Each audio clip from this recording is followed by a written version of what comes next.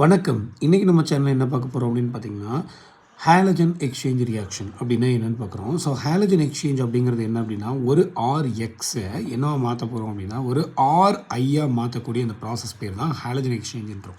இப்போ ஆர்எக்ஸ் ஆர்ஐயாக மட்டும்தான் மாற்ற முடியுமா? It's not like that.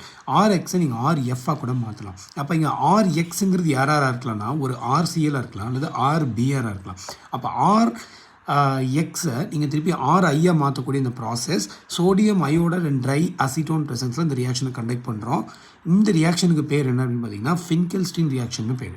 அதே நேரத்தில் ஆர்எக்ஸ்ன்னு இருக்கக்கூடியதை திருப்பி நீங்கள் என்ன மாற்றுறீங்க, ஆர்எஃப்பாக மாற்ற போகிறீங்க இன் ப்ரெசன்ஸ் ஆஃப் ஏஜிஎஃப்போட ரியாக்ட் பண்ணுறது மூலிமா.